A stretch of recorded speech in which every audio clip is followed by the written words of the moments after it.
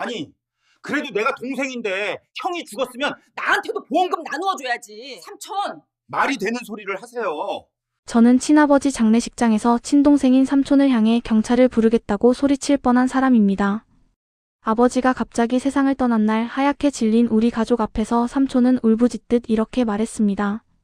형 보험금 그거 나눠야지. 나도 형제인데 어떻게 한 푼도 안 줄 수가 있어. 그리고 그 말 한마디가 제가 평생 믿어왔던 가족이라는 단어를 완전히 다른 눈으로 보게 만든 시작이었습니다. 제 이름은 성우라고 합니다. 올해 52 평범한 회사원이고요. 서울 외곽에 전세로 살고 있는 두 아이 아빠입니다.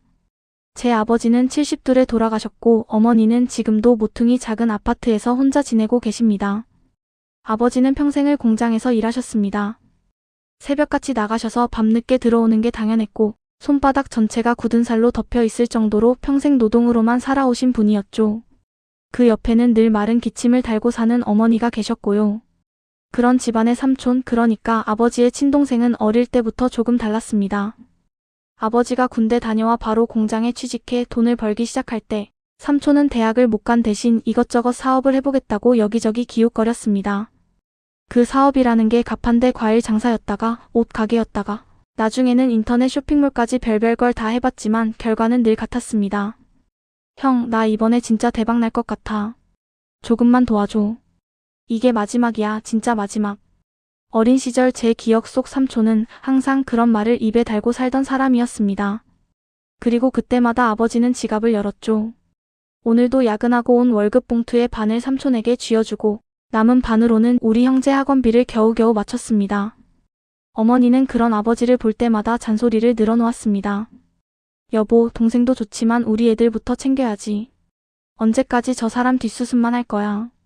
그러면 아버지는 늘 같은 말을 했습니다. 그래도 내 동생인데. 부모님 돌아가시고 나서 나밖에 더 있냐. 저놈 실패하는 꼴 보면 마음이 영 편치가 않아. 어린 저는 그 모습이 마냥 멋있어 보이기도 했습니다. 우리 아빠는 의리 있는 사람이다. 가족을 버리지 않는다. 이렇게요. 그런데 나이 들어 생각해보니 그 의리가 결국 우리 집 가계부를 매달 빨간색으로 만들고 있었다는 걸 그땐 알지 못했습니다. 삼촌은 사업에 계속 실패했지만 희한하게도 늘 손해만 보고 살지는 않았습니다. 가게가 망하면 보증금이 조금 남고 재고도 남고 여기저기서 빌린 돈 중 일부는 형, 이번에만 좀 대신 갚아줘 하고 밀어붙이며 아버지에게 떠넘겼죠. 아버지는 허리이면서도 그걸 다 감당했습니다. 그러면서도 늘 그래도 동생이 잘 되면 나중에 나랑 너희도 챙겨주겠지라는 막연한 희망을 입에 올리곤 했습니다. 저는 속으로 생각했죠. 아빠는 왜 저렇게까지 삼촌을 믿을까? 하지만 자식이 부모 삶에 감히 왈가왈부할 수 없는 나이, 저는 그저 그런 아버지를 안쓰럽게 바라볼 뿐이었습니다. 그리고 시간이 흘러 저도 결혼을 하고 아이들을 낳고 아버지는 환갑을 넘기고 삼촌은 여전히 뭔가를 벌이려다 망하고 다시 택배 상하차 같은 일용직을 전전하고 있었습니다. 그 와중에도 삼촌은 때때로 우리 집에 들러 아버지를 붙잡고 말하곤 했습니다. 형, 나 진짜 이번엔 정신 차렸어. 근데 보증금이 좀 부족해서. 제가 보기엔 매번 똑같은 레퍼토리였습니다. 어머니는 점점 더 표정이 굳어졌고 어느 날은 부엌에서 이런 말을 제게 하시더군요. 성우야, 나중에 내 아버지 돌아가시면 삼촌이 분명히 유산 어쩌고 들먹일 거야. 근데 잘 들어. 집도 땅도 아무것도 없어. 있는 건 너희 공부시키고 먹고 살려고 진 빚밖에 없다. 그나마 너희 아빠가 몇 년 전부터 보험 하나 들었다는데 그게 유일한 버팀목일 거야. 저는 그 말을 들으면서도 대수롭지 않게 넘겼습니다. 보험이야 누구나 하나쯤 들지 하고 말이죠. 그 보험이 나중에 우리 가족을 지키는 마지막 선이 될 줄은 그때 몰랐습니다. 아버지는 70이 넘어서도 일을 멈추지 않았습니다. 경비 일도 하고 새벽에는 신문도 돌리고 그렇게 몸을 갈아 넣으면서도 삼촌 걱정을 놓지 않았습니다. 요즘은 연락도 잘 안 된다, 저놈. 어디서 뭘 하는지 그래도 피부치인데 잘 살아야 할 텐데. 저는 속으로 이제는 좀 놓으시지 싶으면서도 입 밖으로는 아무 말도 못했습니다. 그러던 어느 겨울 아침 저는 회사에서 전화 한 통을 받았습니다. 발신자는 어머니였습니다. 떨리는 목소리로 어머니가 말하셨습니다. 성우야, 아버지가 쓰러지셨어. 그날 아버지는 새벽 신문을 돌리다 골목 모퉁이에서 심근경색으로 쓰러지셨고 발견됐을 때 이미 숨이 멎은 상태였다더군요. 눈 오는 날이라 새벽이 더 조용했고 발견이 조금만 더 빨랐어도 어땠을까 하는 생각이 지금도 머릿속을 떠나지 않습니다. 장례식장은 정신없었습니다. 친척들이 오고 회사 동료들이 오고 이웃들이 와서 조문했습니다. 저는 얼이 빠져 상주로 서 있다가 틈날 때마다 냉동실에 누워있는 아버지 얼굴을 슬쩍 보러 갔습니다. 아버지, 이제 좀 쉬세요. 속으로 그렇게 중얼거리면서도 현실적인 걱정이 머리 한켠을 쿡쿡 찔렀습니다. 이제 엄마는, 집 대출은, 두 아이 학비는, 장례 둘째 날 저녁쯤이었습니다. 검은 정장을 입은 중년 남자가 어머니를 찾더군요. 알고 보니 아버지의 보험을 관리하던 보험 설계사였습니다. 따로 뵙고 말씀드릴 게 있습니다. 그는 조심스럽게 장례식장 한켠으로 어머니를 모시고 저와 제 아내도 함께 자리했습니다. 설계사는 서류를 꺼내 보이며 말했습니다. 고인께서 가입하신 보험이 두 건 있는데요. 하나는 종신보험, 하나는 실손 포함된 종합보험입니다. 실손보험으로 병원비 보장되는 부분은 거의 없으시고 중요한 건 종신보험입니다. 그가 말하는 금액을 듣고 어머니는 얼굴이 하얗게 질렸다가 이내 울음을 터뜨렸습니다. 종신보험 사망보험금은 우리가 상상도 못한 액수였습니다. 아버지가 몇십 년간 한 번도 빠지지 않고 부어온 결과라더군요. 사망보험금 수령인은요. 설계사는 서류를 확인한 뒤 또렷하게 읽었습니다. 배우자인 김님 그리고 자녀분 2분. 이렇게 3분이 공동수익자로 지정되어 있습니다. 형제분이나 다른 가족분들은 명시되어 있지 않습니다. 그 말을 들은 순간 저는 심장이 쿵 내려앉는 것 같았습니다. 아버지가 우리를 위해 이걸 준비하고 계셨구나. 평생 힘들게 벌면서도 혹시나 자기 때문에 가족이 길바닥에 나앉을까봐 매달 보험료를 꼬박꼬박 내셨구나. 어머니는 서럽게 울며 중얼거렸습니다. 당신은 왜 이런 건 말도 안 하고 갔어? 우리가 돈 있다고 막 쓰게 될까봐 그랬어? 바보같이 그날 밤 저는 장례식장 밖으로 나와 한참 눈 내리는 주차장을 서성였습니다.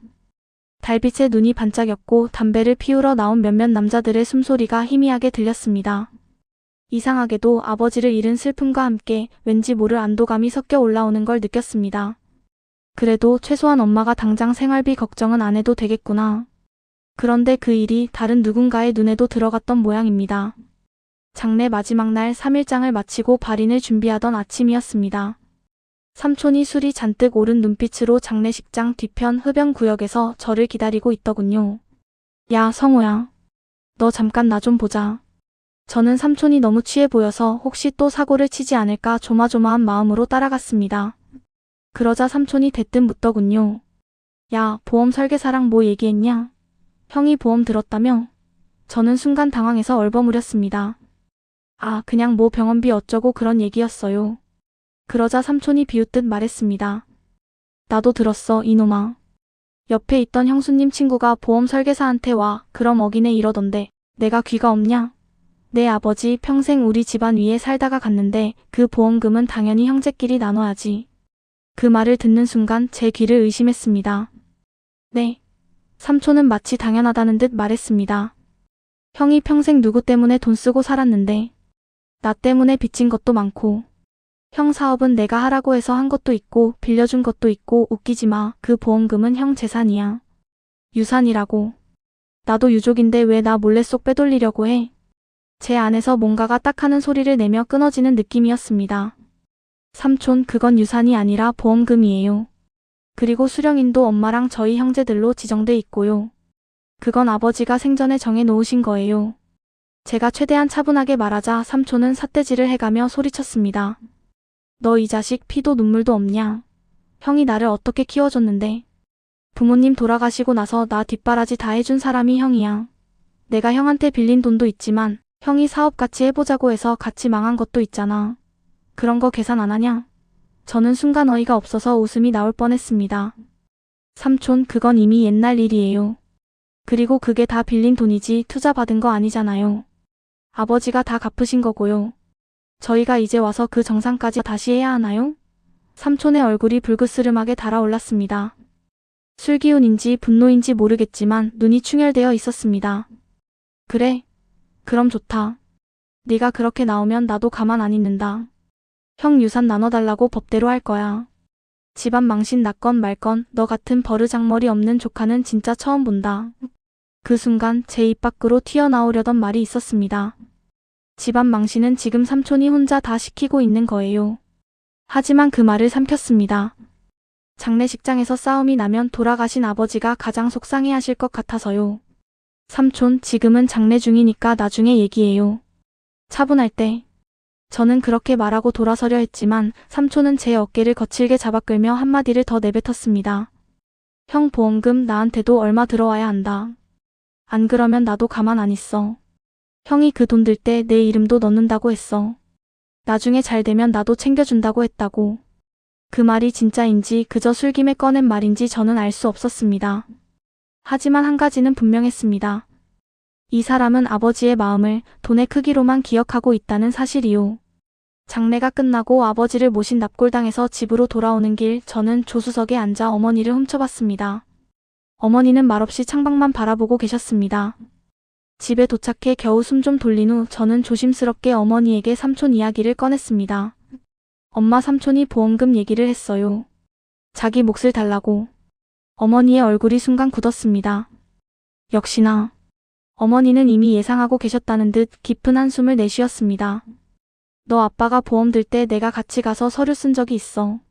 그때 직원이 말하더라. 수익자를 정확히 정해야 나중에 말이 안 나온다고.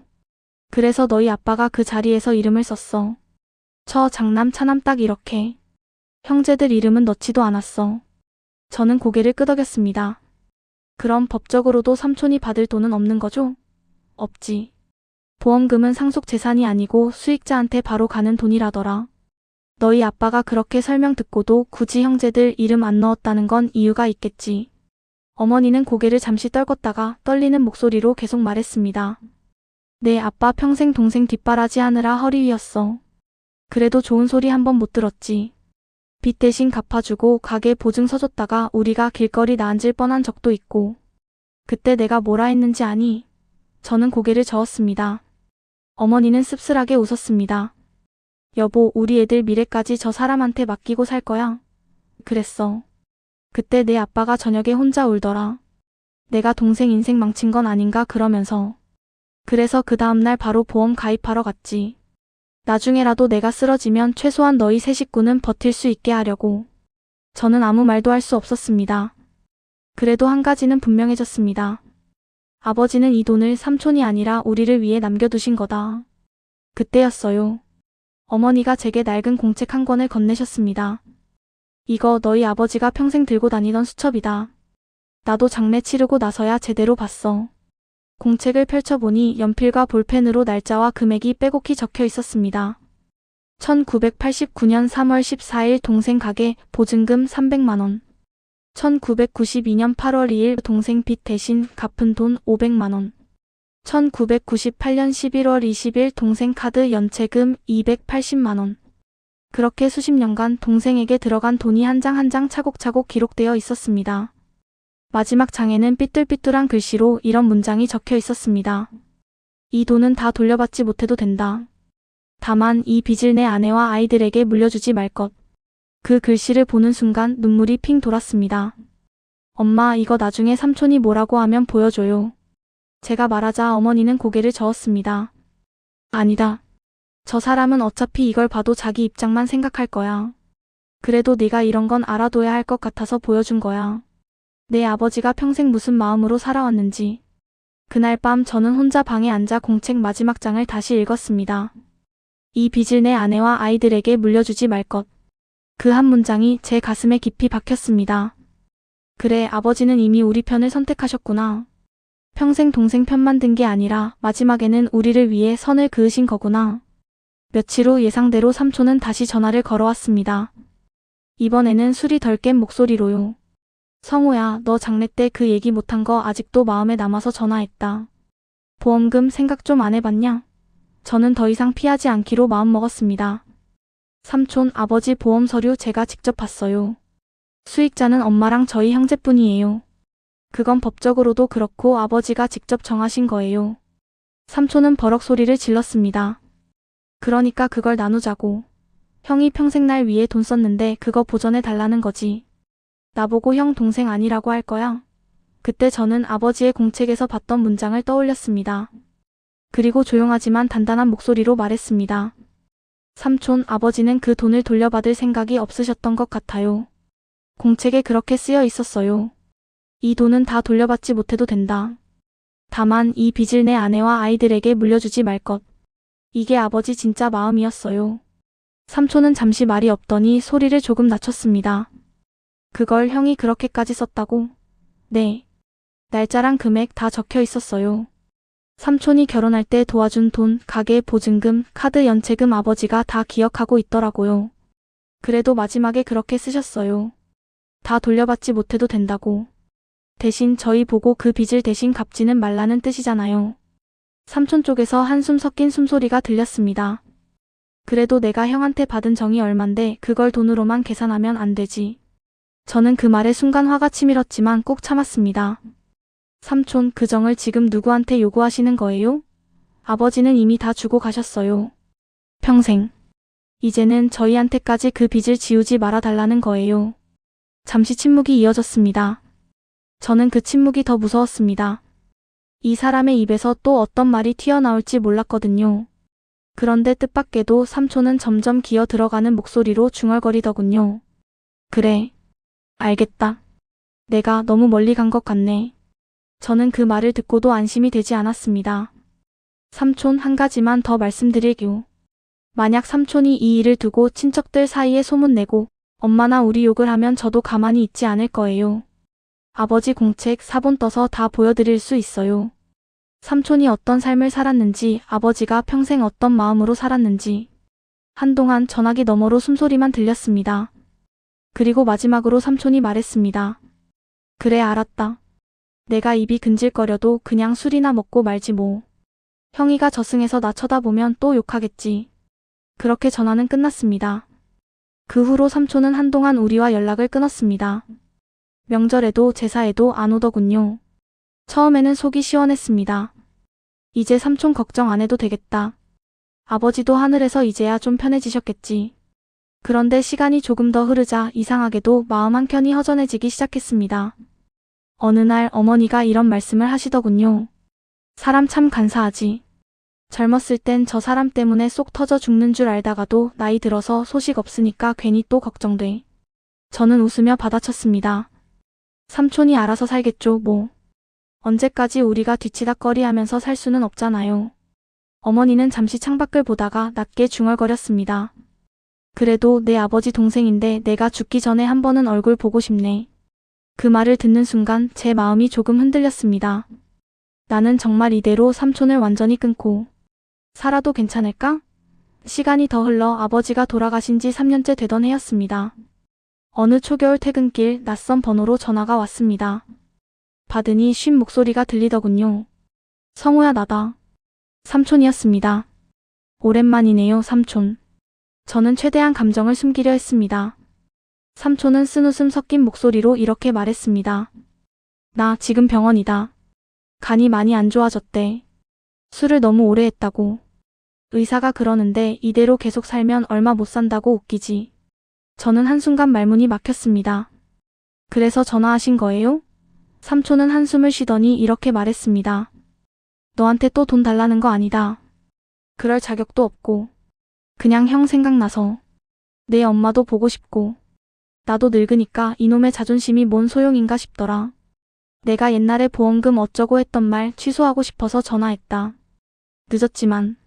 그 말을 듣는 순간 제 눈가가 뜨거워졌습니다. 삼촌, 엄마가 삼촌 걱정 많이 하셨어요. 아버지도 하늘에서 보고 계시겠죠. 삼촌은 흐릿한 웃음소리와 함께 말했습니다. 형은 아마 나한테 또 욕하겠지. 야, 이놈아, 이제 와서 그러냐고. 근데 말이다, 성우야.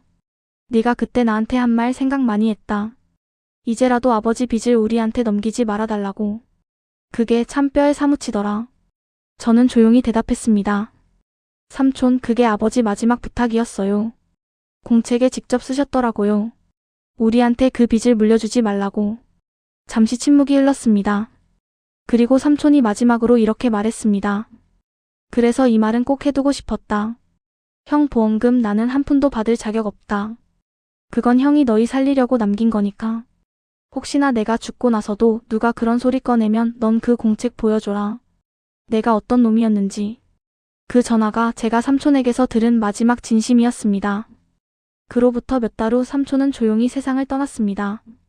병실 침대에서 저랑 어머니가 잡고 있던 손을 천천히 놓으면서요. 우리는 조촐한 장례를 치렀고 그때 어머니가 제게 이런 말씀을 하셨습니다. 결국 내 아버지 보험금 욕심내다가 자기 인생을 더 초라하게 만든 건 저 사람이지만 그래도 마지막에는 어느 정도는 정신 차리고 갔네. 형이 저승에서 뭐라 하려나 이제야 사람 됐냐고 하겠지. 저는 웃다가도 눈물이 핑 돌았습니다.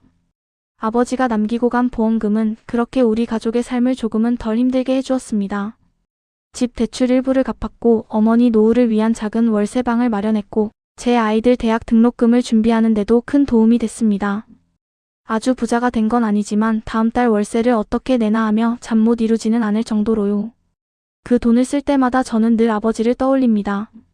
새벽 골목에서 신문 뭉치를 안고 뛰시던 모습, 손등이 터져 피가 배어 나오던 모습, 삼촌에게 돈을 쥐어주고 돌아와 한숨 쉬시던 모습. 그리고 공책 마지막 장에 남긴 그 문장. 이 빚을 내 아내와 아이들에게 물려주지 말 것. 그게 아버지의 진짜 유언이었습니다. 이 사연을 듣고 계신 분들 중에는 비슷한 일을 겪은 분들도 계실지 모르겠습니다. 부모님 돌아가시고 유산이니 보험금이니 집이니 땅이니 하며 형제끼리 얼굴을 붉히는 이야기. 남의 집 이야기인 줄 알았는데 어느 날 내 일이 되는 순간이 찾아오기도 합니다. 저는 그때 이렇게 생각하기로 했습니다. 피를 나눴다고 해서 평생 빚까지 같이 나눠야 하는 건 아니다. 아버지가 평생 동생에게 베풀었던 건 분명 사랑이었습니다. 하지만 그 사랑의 빚을 자식 세대까지 떠안고 살아야 할 의무는 우리에게 없었습니다. 그리고 아버지는 그걸 누구보다 잘 알고 계셨던 겁니다. 그래서 보험 수익자의 형제들 이름 대신 우리 이름을 적으셨겠죠. 여러분께 감히 한 말씀 드리고 싶습니다. 부모가 남긴 돈만 보지 마시고 그 돈에 담긴 의도를 한 번쯤 생각해 보시라고요. 어떤 부모는 형제끼리 나누고 사이좋게 살아라는 의미로 유산을 남기기도 하지만 어떤 부모는 적어도 이 돈만큼은 내 인생을 위해 지켜라는 뜻으로 남기기도 합니다. 저희 집은 후자였습니다. 아버지는 평생 동생에게 퍼주고도 마지막 한 번만큼은 우리를 택하셨습니다. 그 선택 덕분에 저는 지금 제 아이들에게 이렇게 말할 수 있게 되었습니다. 나중에 아빠가 혹시라도 뭘 남기게 되면 그건 너희 몫이야. 삼촌도 사촌도 아무도 그 돈에 손대지 못하게 지키는 게 아빠가 너희에게 해줄 수 있는 마지막 효도일 거야. 효도는요, 꼭 부모에게만 하는 게 아닌 것 같습니다.